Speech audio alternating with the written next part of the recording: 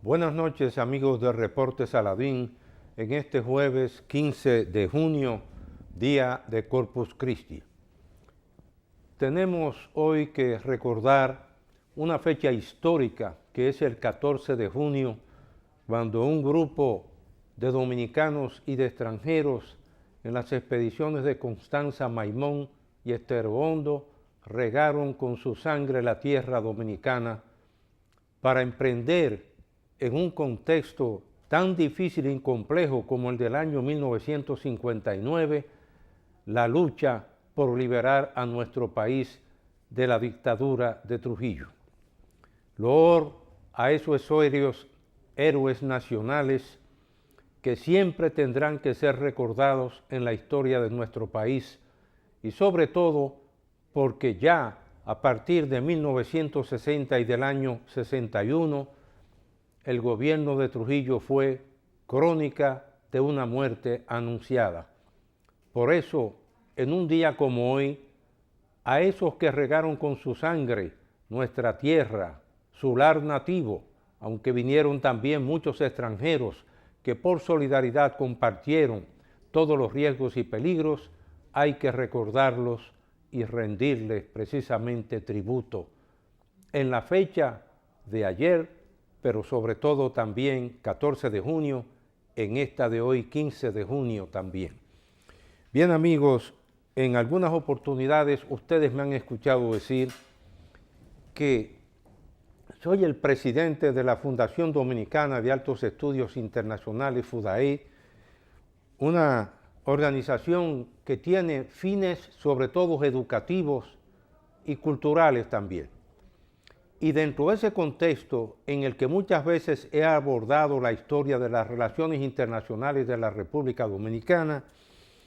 tengo que abordar en el día de hoy toda una serie de titulares de prensas nacionales e internacionales vinculados sobre todo con el vecino país Haití. Por una parte, cables internacionales anuncian que la ONU urge a países a aportar fondos para ayudar a las víctimas del cólera en Haití, ya que se necesitan recaudar unos 400 millones de dólares, ha dicho la secretaria adjunta de la Secretaría General de la ONU de las Naciones Unidas, y que lamentablemente prácticamente no se ha podido superar una cifra que está por alrededor de los 2.4 millones de dólares, independientemente de que dos países han hecho donaciones por unos 10 millones de dólares. Y la situación es que todavía al día de hoy, habiendo reconocido las Naciones Unidas que fueron las tropas de MINUSTAH las que contaminaron Haití con el cólera, la solidaridad internacional de los grandes países se hace esperar, y por eso ese llamado de las Naciones Unidas es importante, y todavía doblemente importante para la República Dominicana, por ser ese país vecino nuestro. Otros titulares nacionales hablan de que ministros de Haití y haitianos, de República Dominicana y haitianos, buscan mejorar comercio y cooperación, enfatizándose que los ministros de Agricultura esperan reforzar las relaciones, y tanto el ministro de Agricultura de Haití como de República Dominicana recorrieron zonas productoras para enseñarles a ellos los avances que tenemos en varios subsectores de nuestra agricultura. Por otra parte, otros titulares señalan que Haití busca asistencia de la República Dominicana para mejorar su agropecuaria. Y luego viene otro titular de un evento, un seminario que se celebró en Barna, esa institución aquí que está en la avenida John F. Kennedy, donde dice, citamos, Sillier, es decir, el ex embajador de República Dominicana en Haití. Sillier dice: la República Dominicana debe avanzar en política formal con Haití. Esta noticia la trae el periódico El Caribe. En ese panel económico que se celebró, titulado Caribe, futuro incierto,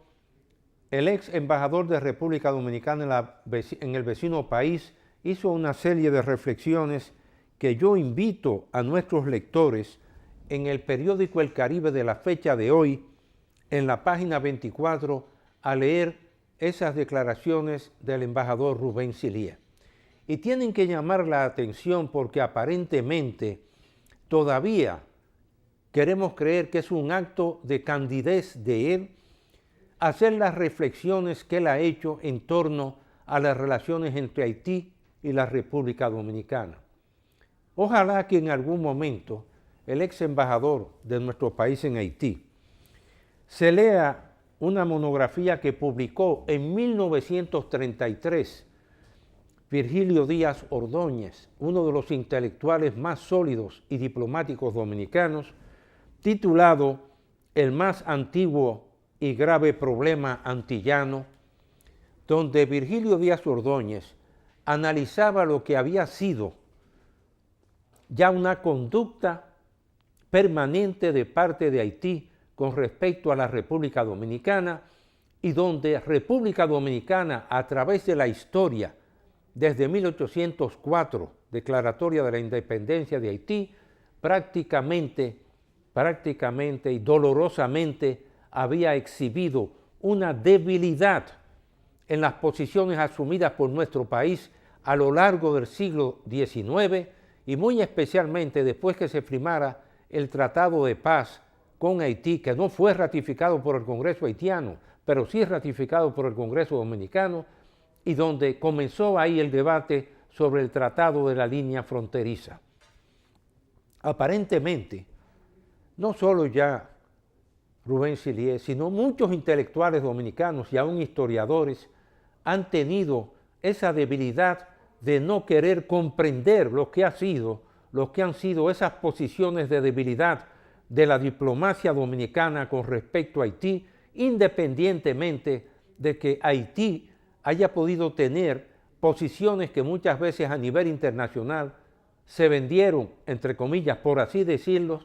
mejor presentadas para la comunidad internacional que nuestro país. En ese seminario celebrado en Varna, Caribe, futuro incierto, habría que recordarle lo que decía Virgilio Díaz Ordóñez en 1933, de cómo la comunidad de la Federación Antillana, que fueron Puerto Rico, República Dominicana y Cuba, tres países herederos de la cultura española,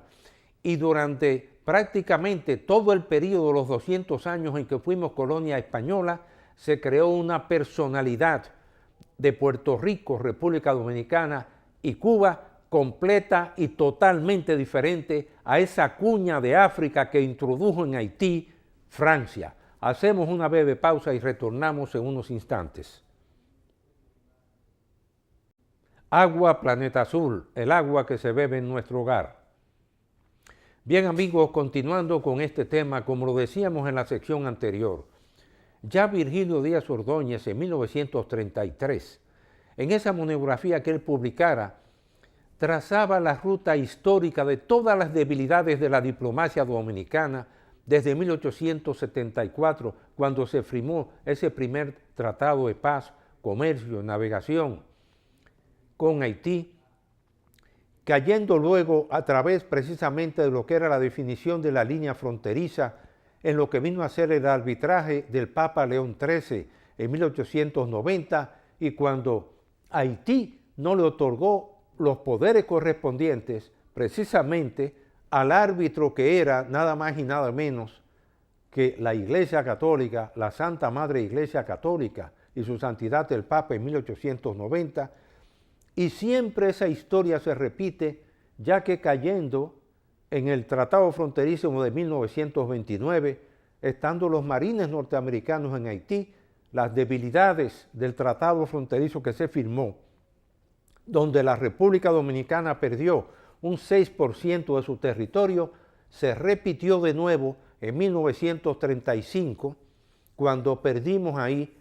un 3% más del territorio nacional. Y tengo que recordar precisamente esos datos históricos, donde la República Dominicana de 55.000 kilómetros cuadrados perdió un 9% de sus territorios porque esas debilidades históricas de nuestra diplomacia son las que han conducido a la presente situación que tiene hoy nuestro país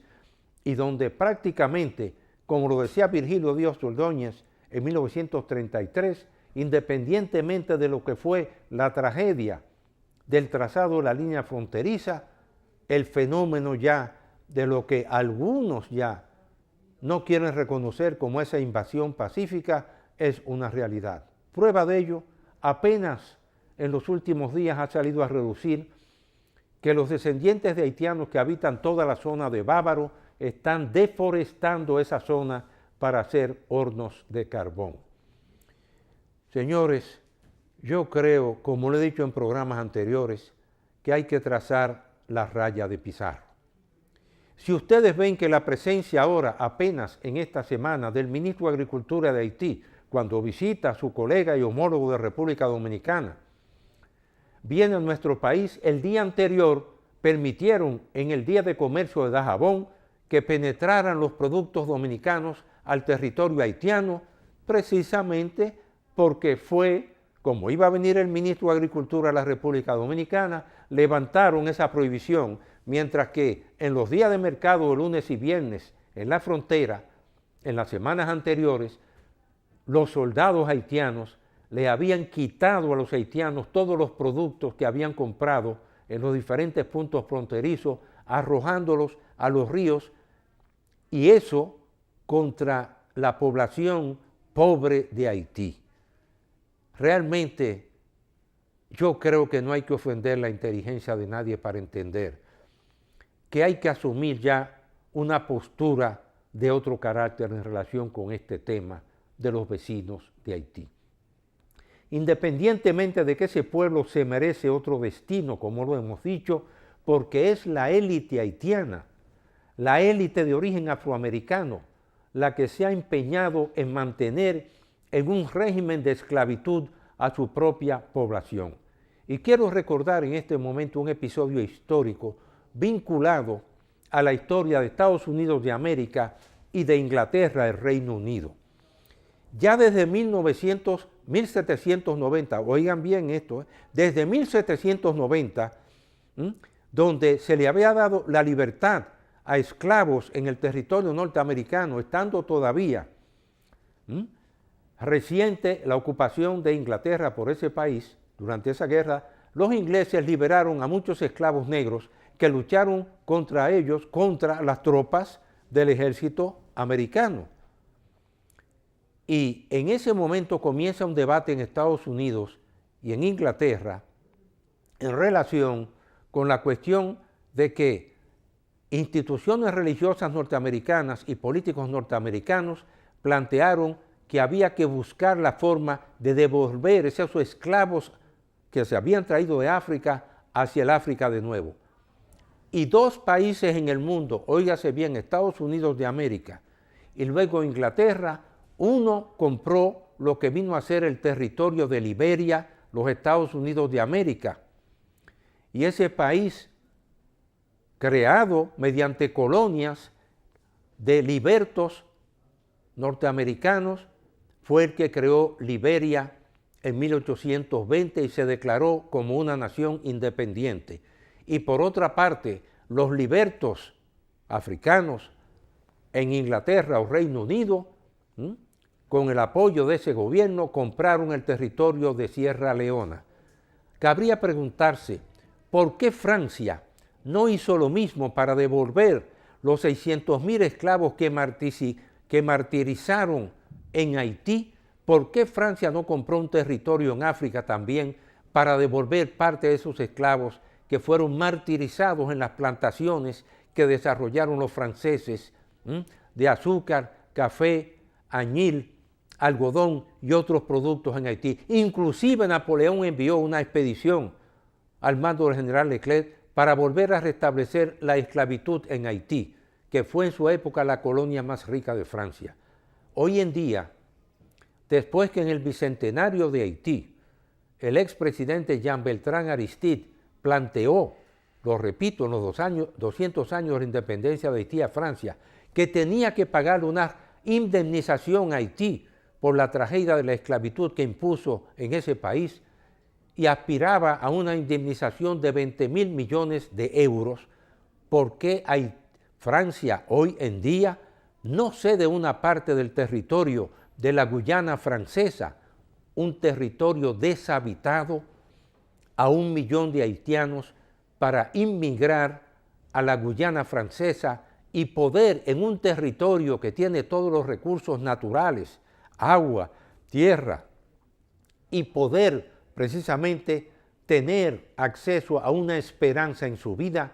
y no la condena a la esclavitud, la pobreza, el analfabetismo y las enfermedades como permanecen hoy en día en pleno siglo XXI en Haití. Francia, y ojalá que el nuevo presidente de Francia, François Macron,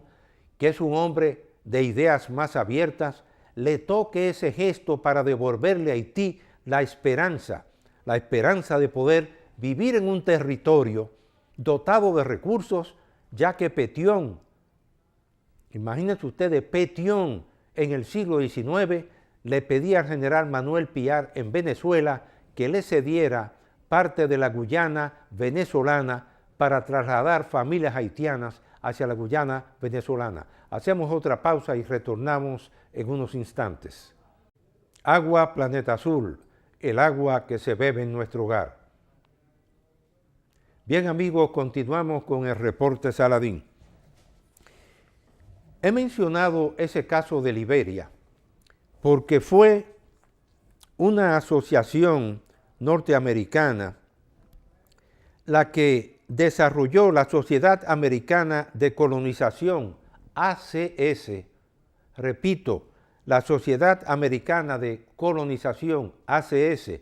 impulsada por líderes religiosos en Estados Unidos, la que planteó por primera vez que Estados Unidos debería comprar terrenos y tierras en África para devolver a los esclavos libertos hacia África.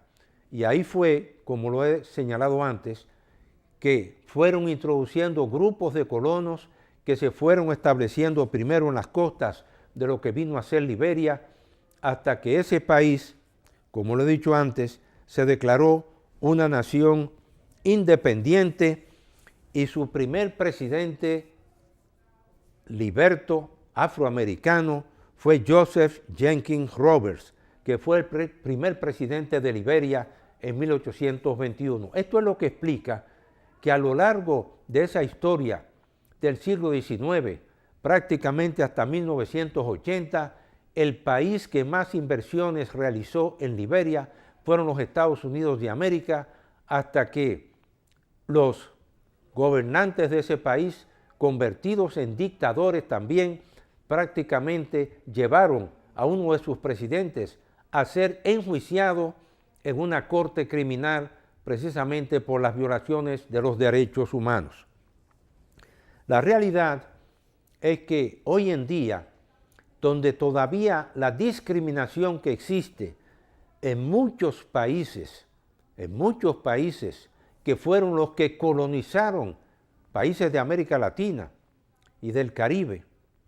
todavía en esos países existen esos prejuicios raciales. Sin embargo, en la República Dominicana, que es acusada por la Organización de Estados Americanos a través de la Comisión Interamericana de Derechos Humanos de tener un racismo estructural, oigan bien, racismo estructural, entre comillas, se refiere al país que tiene la mezcla racial más perfecta del Caribe y donde a ninguna persona por razones de color se le ha inhibido ni limitado su desarrollo como persona, y por eso hemos tenido presidentes de la República que son un arcoíris completo, desde negro azabache hasta blancos de ojos azules, pasando por los mulatos. Mientras que en Haití, al día de hoy, no ha habido un presidente blanco, porque la nación haitiana tuvo como cemento aglutinante el odio racial a la raza blanca. Hay que esperar, pues, que intelectuales como el embajador Rubén Silié, que han ido a ese seminario de Varna a pontificar como lo han hecho. Y lamento decirlo porque él es un profesional respetado en la República Dominicana, pero definitivamente cuando se habla de la relación entre ambos países, decir que la República Dominicana debe avanzar en política formal con Haití es lamentablemente un grave error. No es la República Dominicana, es Haití quien ha mantenido a través de la historia una agresión permanente contra la República Dominicana. Y hoy somos, y esa es la realidad, un país semi-ocupado por la población descendientes de haitianos. Y tenemos el mismo derecho que tienen los Estados Unidos de América, el Reino Unido, que se salió de la Unión Europea a través del Brexit para impedir la migración también de poblaciones de la Europa hacia su país. Así es que hasta la próxima, amigos televidentes. Como decía Miguel de Unamuno en el 36, me duele España, yo sigo diciendo, me duele la República Dominicana. Buenas noches.